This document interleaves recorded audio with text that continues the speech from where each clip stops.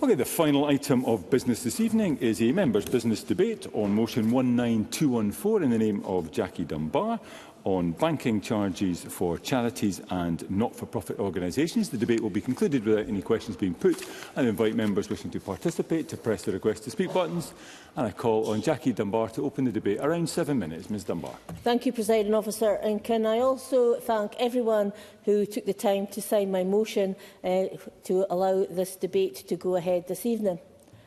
For what will it profit a man if he gains the world and forfeits his soul? Or what shall a man give in return for his soul? Matthew 16:26. I put forward this motion for debate after the Reverend Anne Robertson got in touch with me to highlight the difficulties that charities and voluntary organisations are facing. So to me, it feels appropriate that I open with a Bible verse. I hope she doesn't mind, and can I welcome her and members of her congregation to the chamber this evening. Presiding Officer, every single member of this Parliament will know of small community groups and charities within their constituencies who go above and beyond. Sometimes they are out-and-out charities, other times they are community councils, church groups, men's sheds, lunch clubs, walking groups, to name just a few. These groups are what make a community. Despite the huge differences they make, these groups don't handle much money, operating often on shoestring budgets that have been funded from small donations. In recent years, these groups have started to get letters from their banks to say they will need to start paying for banking services for their community or treasurer accounts. Some banks are now charging monthly or annual fees. Others are now charging for specific transactions. For those small groups affected, it is chipping away at the very humble sums of money that they work with. And avoiding these fees by changing bank account is taking up the time of volunteers, if that's even possible, as I know some banks are no longer even allowing new accounts to be opened. And all of that is compounded with the closure of local banks in the very communities they represent, which particularly disadvantages elderly and disabled people, many of whom are volunteers in these community groups. On that point of branch closures, I'll share the example of Bank of Scotland, who are planning to close their branch in the Bridge of Dawn area in my Aberdeen Donside constituency in June, and I will take aim at them shortly. One of those letters with details of new banking charges was sent to a group in my constituency last year, and that is what caused the Reverend Anne Robertson to email me. Reverend Robertson is not only involved in her church, although I should note that she and her Daneston congregation do go out and help others. Actually, if you look at Daneston Congregational Church's Facebook page, it starts with, "Our mission is helping people in all walks of life." And you can see that with the warm hubs and classes that the church runs, the food collections they organise that will go to a local food bank, and the wider role they play within their community. But the Reverend Robertson also volunteers with local charities too, which have nothing to do with her religion and everything to do with helping others. And those groups are among those being targeted by these charges. So to go back to the Bible verse I opened with, why are banks seeking to profit from these groups? These groups hold together their local communities and they are hurt by these banking charges. Are these banks, all of which I thought made billions in profits last year, now struggling so much that they need to charge a residents group 50p for writing a cheque? That they need to charge a Thursday club for depositing money? That they need to charge an exercise group £50 a year to keep its account open? Presiding Officer, we have always had these community groups and these local charities, and their work has become much more important over the last 2 decades or thereabouts. Back in 2008, there was a financial crisis, and it was decided that the banks needed bailed out. And so the UK Government oversaw £137 billion of loans and share purchases. Shortly after this, we saw austerity, although I accept that was a political choice. Austerity was how all of us and the people we represent helped to pay for that bailout. Austerity was how all of us and the people we represent helped to pay for that bailout. So good I said it twice, Presiding Officer. Ironically, a number of the groups that are being affected by those banking charges were set up to meet the social need that came about because of austerity. Presiding Officer, you can say austerity was a political choice and not a choice of the banks, but the charges on community accounts is very much down to the banks themselves.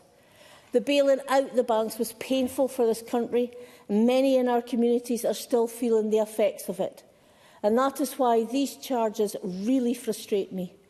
People across this country have suffered 15 years of austerity because the UK bailed out the banks.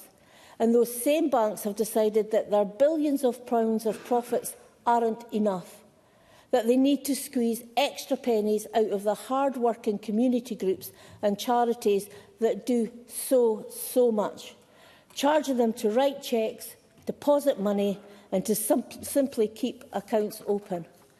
I don't think it is asking too much for banks to step up and support these groups, in the same way this country stepped up and supported the banks.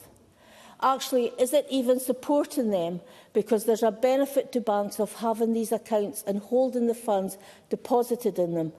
In terms of keeping customers happy, as well as in terms of promoting strong communities for them to do business in. We're just asking them to not charge these groups for the same banking services that you and I get for free. Our banks are failing in their social responsibilities, and they are our banks, or at least they once were. Let's take the Bank of Scotland as an example, since they've upset me in their plans to close their Bridgedawn branch. And since they are one of the banks I hear often mentioned when it comes to banking charges for community groups. They were established by the Parliament of Scotland. They were able to grow as a result of the strong roots they had across our nation. When things went badly, the people of this country bailed them out, including through share purchases. These banks need to step up and work for the communities that help them become the multi-billion-pound entities they are today. If banks are not going to step up and start showing social responsibility, then the UK Labour Government, which holds powers of banking regulation, needs to step in and make them. Thank you, Presiding Officer. Thank you, Ms Dunbar. We move to the open debate. I call first Liam Kerr to be followed by Jamie Hepburn. Around 4 minutes. Mr Kerr. Thank you, Presiding Officer, and I thank Jackie Dunbar for bringing this debate. And I also acknowledge the contribution of Dainstone Church in particular, but also Age Scotland, who have sent in contributions to assist us. Presiding Officer, across Scotland, thousands of volunteers raise money for their communities, to support older people, to maintain local facilities, to organise community events and step in where statutory services can't always reach. They give their time freely and they accept responsibility for managing funds carefully and transparently. In turn, the public gives generously, trusting that what is donated will be used directly for the community benefit. Every pound is raised with intent. Every pound is to serve a purpose. Most operate on a modest turnover and thus have very straightforward banking needs. They are not complex commercial bodies. They are local lunch clubs, art clubs, exercise classes, organisations which plan very carefully, often raising income locally through raffles, subscriptions and small grants. Expenditure is allocated with precision. What Jackie Dunbar's motion highlights is the ever-increasing instances of a portion of that money not going where it was intended, but to the banks, which hold it. You see, Presiding Officer, an increasing number of banks have introduced charges on accounts held by charities, by community councils and other non-profit organisations. That is monthly account charges, transaction fees, costs for depositing cash, additional charges for writing cheques. For some groups, as I think Jackie Dunbar mentioned, this might amount to more than £50 a year. But for others, particularly those handling regular cash donations or cheque payments, annual costs can approach £300. And of course, these charges have to be taken from whole hires, from subsidised transport for the elderly, from the cost of essential supplies, steadily eroding the funds available for frontline activity. And this places these groups in an invidious position. Do they reduce services? Do they increase fundraising simply to cover these administrative overheads? Do they ask volunteers to shoulder additional pressure? Or do they do all of the above, none of which enhance community resilience. Presiding Officer, across the thousands of voluntary organisations operating in Scotland, we are talking about millions of pounds, potentially flowing from the community hands into bank profits. And let's not forget that this issue is compounded by structural changes in banking provision, just as Jackie Dunbar reminded us. Because, Presiding Officer, more than 1 in 5 people over the age of 60 in Scotland are not digitally connected, with the proportion higher amongst disabled older people. And many community groups rely on cash donations, as it remains the most accessible way for members to contribute, whilst digital banking isn't necessarily appropriate for volunteer treasurers who might lack confidence in online banking services. Yet we've debated in this very chamber recently how bank closures severely restrict practical access to in-person banking, such as at a time when community services demand grows ever larger. Charges coupled with these bank closures are truly devastating. And we cannot be blind to the second part of Jackie Dunbar's motion. We all remember the financial crisis and how the banks received billions of pounds in public support. The public that funded that rescue is the same public now volunteering at food banks, organising care for elderly neighbours, and being charged for the privilege. Presiding Officer, the public bailed out these banks, but the banks are now billing the public charities and voluntary work. That cannot be right. I don't think I have time for an intervention, Mercedes Villalba, unless... Give you the time back. In that Mercedes case, I'd Villalba. be delighted. Thank you very much for taking the intervention. I will make it brief. Just on that point of the banks having benefited from the bailout, does that not mean that they then have a moral obligation? Would the member agree that they have a moral obligation to the Scottish public to guarantee a public service that benefits people, not solely corporate profit? Liam Kerr. I'm very grateful. I think the point being made, the public bailed out these banks, and I think it is morally dubious for the banks then to be charging that very same public for keeping them afloat, for keeping them solvent, for then doing these community services. I'm sure Mercedes Villalba will expand on the point later, but I think it's an interesting point, well made.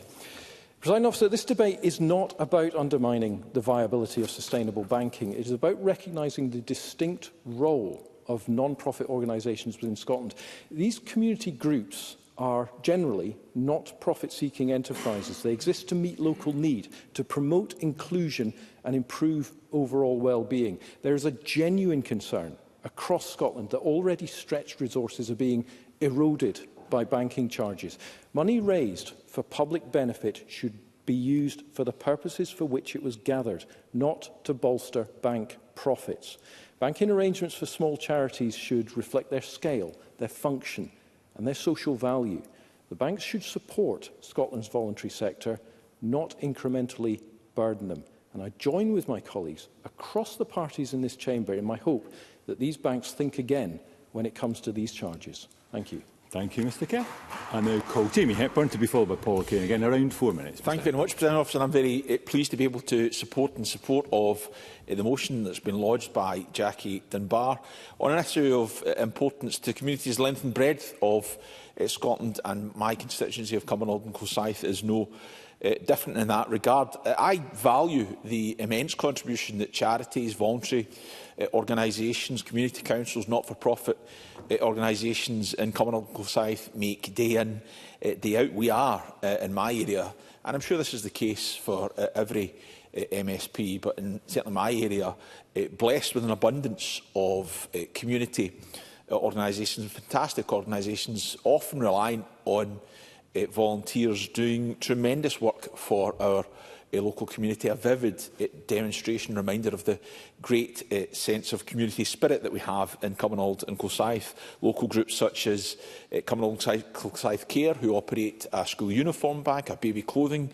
bank, providing very practical help for families in need by pooling community resources to support children, carers, parents in very real ways. I should say my wife was involved in establishing that charity, and I saw very clearly firsthand how much effort went into establishing it, or watch us grow, who from their own dedicated garden in Pallisford Country Park work with and support adults with additional support needs, creating opportunities for them to acquire new skills, to grow in confidence and to be able to live more independent lives. Or Cumbernauld and Kilbrain Community Hub, or Cumbernauld Peace Garden, or Kilsyth Environmental Group, or the many sports and arts organisations that there are in my constituency, or indeed the various community councils, all of them built on the backs of the efforts of local people, and all of them deserving support. Those organisations and the many thousands like them throughout Scotland rely on every penny that they receive. They do not operate on the basis of having large reserves. They depend often on volunteers, modest fundraising efforts and the goodwill of local people. And any diversion of funds away from their core purpose, even if it's felt to be small, it diminishes their ability to support those who rely and need the services that they provide most. But we are seeing changes across the banking sector, with charges being introduced for accounts held by small charities, held by community groups that previously had no such charges. And for organisations with annual incomes often measured in only a few £1,000s, indeed sometimes less, even modest monthly fees and transaction charges can represent a significant proportion of their available resources. And yes, of course, I'll give way to Claire Baker. Thank you for taking an intervention. It's just to point out that while I completely agree that we should be critical of banks applying these charges to the local groups who do so much work, we should recognise there are some banks that don't. And at this point, I will say I'm a Cooperative Party member. I'm understanding the Cooperative Party run a banking system that doesn't charge fees for charities. And so we also need the expansion of banking hubs to make it easier for local groups to access banks where there's a shortage of branches. That would help them have a variety of access to different types of accounts. Jamie Hepburn, I can give you the time back. Well, I'm not sure we'd have given way if it was going to be an advert for the Cooperative Party, Presiding Officer, but I take the point. Indeed, I think banking hubs have an enormous role to play. I was very pleased to see that Kilsyth is going to get one in due course. Want to make the point and pick up on the point that's been made. Indeed, Jackie Dunbar's motion refers to the 2008 circumstances when public funds were used on what was an unprecedented scale to stabilise the banking system, and that was taxpayers stepping in to protect financial institutions and the wider economy. And I think it is on that basis entirely reasonable to question whether it is appropriate for those same institutions to seek to recoup revenue from the very communities that hold, community organisations that hold our social fabric together, and the very communities that funded their stabilisation almost 2 decades ago. We should be looking for social return from the banks. And Jackie Dunbar posed the question. I think it's a reasonable point to make, that it should not be too much to ask for banks to provide this form of social return.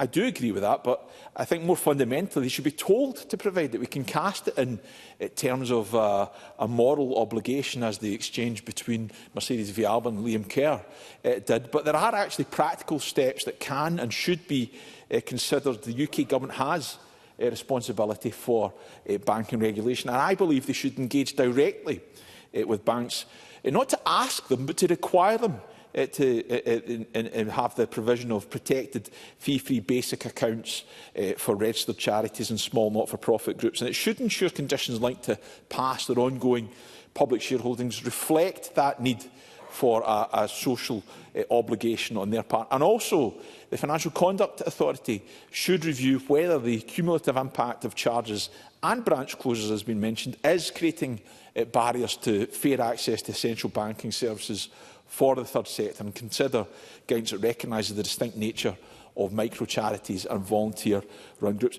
Those are steps, practical steps, that I believe should be taken forward. Community organisations should be enabled, not hindered in their work. They should be able to dedicate the funds they raise to community benefit and not for the bolstering of bank profits. Thank you, Mr Hepburn. Now comes to the final speaker in the open debate, Paul O'Kane, again, around 4 minutes. Thank you very much, Deputy Presiding Officer. And can I begin by thanking Jackie Dunbar for bringing the motion to the Chamber this evening and for the debate that has ensued. I enjoyed much of Jackie Dunbar's speech. If she doesn't obtain ministry in this Parliament, there's perhaps a calling to a different kind of ministry in her future, just in terms of her opening biblical verse. But it's a very important issue that we debate this evening, and I think we've heard that articulated by colleagues across the Chamber. And I would recognise and I would declare an interest as the trustee of a charity in Neilston War Memorial Association, which uses banking services for which it is now being charged by the Bank of Scotland.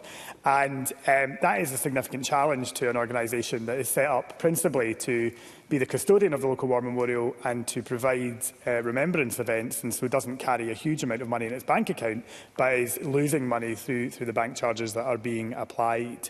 And that is set against the backdrop in that community of other charities who are facing the same problem, but also where the Bank of Scotland has withdrawn its branch in Barrhead, the last bank in the town, and that has been raised in this chamber on numerous occasions, as in concert with colleagues from across the country who are seeing that diminishing of banking services. So it is becoming more and more difficult to operate as a charity. And having slightly teased Jackie Dunbar on her speech, I'm going to also say that in Matthew, later on in the Gospel, he says, "Render to Caesar the things that are Caesar's, and to God the things that are God's." Now, people would read that in different ways, but I think essentially what it's saying to me is, let people get on with doing what is God's work, or what is the common good, and that is the work that charities do, and leave the other bits to the state. And there's so much of that I think we've covered this evening. You know, at the end of the day, charities don't want to be caught up in having to do overburdensome admin, or being charged simply to do what's right and to do what is good. And charities are playing by the rules. They're doing everything that's right. They are ascribing very often to the Oscar rules and regulations. What they don't then need is banks, for all the reasons that we've heard outlined by colleagues, trying to make a profit off the back of their good endeavours. And if we expand on that biblical verse about rendering to the right place, we've heard articulated tonight, and I think it's right. People have rendered to Caesar, if you like, in terms of the money that was paid in by taxpayers in order to support the banks in the financial crash. And I'm quite sure, and colleagues on this side of the chamber who know somebody like Gordon Brown know that when he envisaged the plan to rescue the economy back in 2008, I'm not sure that the end point would have been banks being able to profit on the backs of charities, many of which he now supports and is involved in Fife and elsewhere across the country.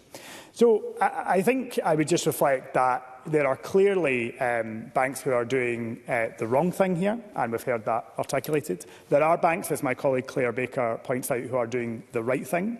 And the Cooperative Bank is obviously a bank that is based on the values of the cooperative movement, a movement that goes back hundreds of years and has a very proud heritage and history in organisations like the Fenwick Weavers, coming together, creating a mutual concern, owning their endeavours together.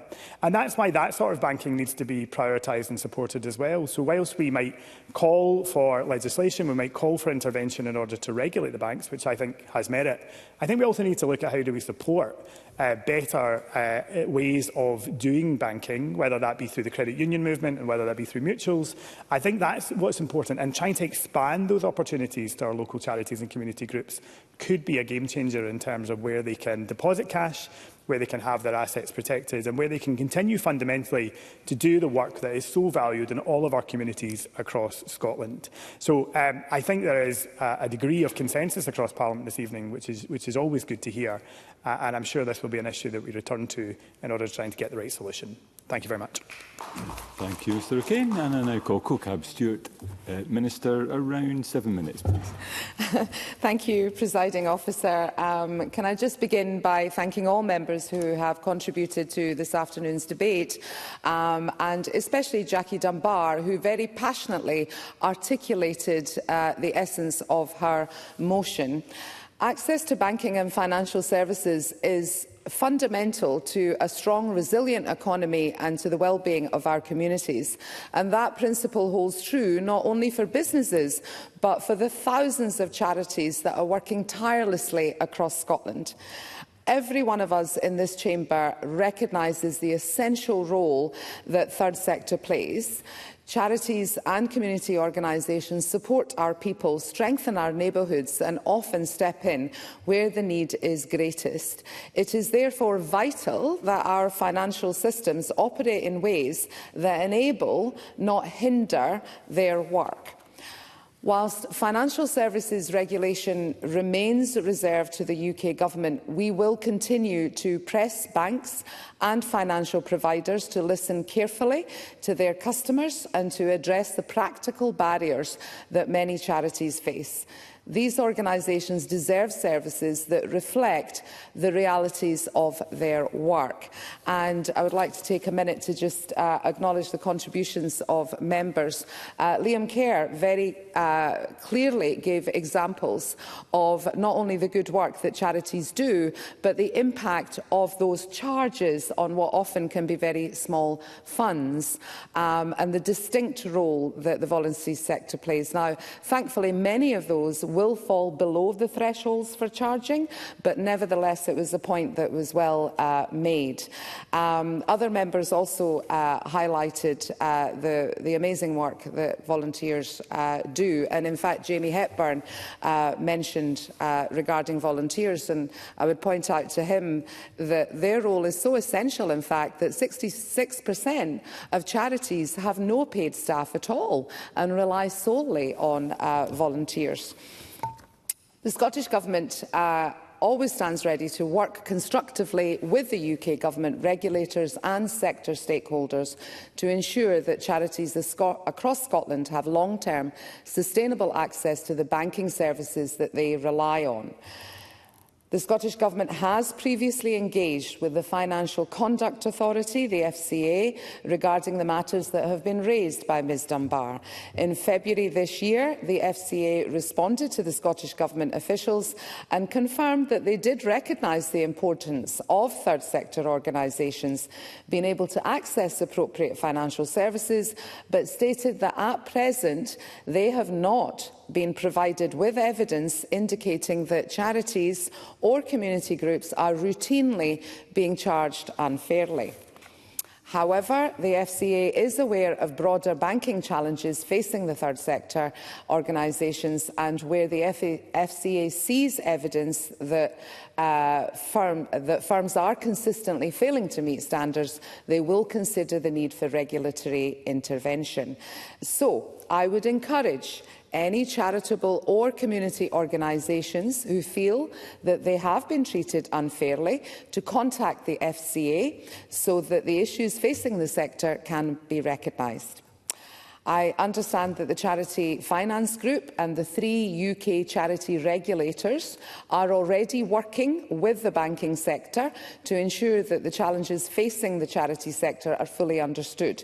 And I want to express my thanks for the work that is already underway, and the Scottish Government supports that engagement, and we will work closely with them and the FCA as more evidence emerges. So, charities are at the forefront of supporting some of the most vulnerable people in our society, and they respond daily to the economic pressures and social challenges, and to do that effectively, they must have reliable and timely access to their funds.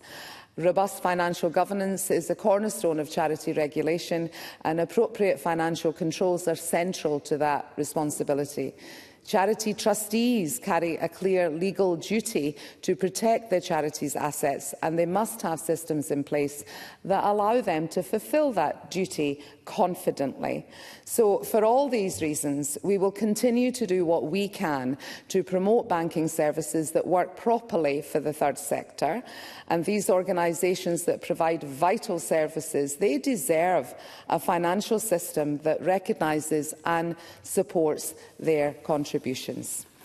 So I recognise the challenges that are being faced, and that's why the Scottish Government is committed to delivering fairer funding for the third sector, and our initial fairer funding pilot provided £130 million in multi-year funding, and we're building on this with the announcement in the budget that the disabled people's organisations will receive a separate 3-year funding agreement as well. And just last month we announced additional multi-year investment in the Delivering Equally Safe Fund funding to national providers of advice services. So, taking that together, it means that almost half the total value of the third sector grants in the social justice portfolio in 25-26 are now covered by multi-year funding agreements. But we do want to go further and build on that progress. So that's why the Cabinet Secretary for Social Justice announced that we'll work with the third sector partners to deliver Scotland's first ever third sector partnership to further strengthen the role and place of the sector in Scotland. So that new partnership will create a unique and valuable opportunity for government to work more effectively with the sector and build on that progress. So, to conclude, the third sector plays an indispensable role to our national life. It is essential that financial services work for them in practice, not just in principle. Thank you, Presiding Officer. Thank you, Minister. That concludes the debate, and I close this meeting of Parliament.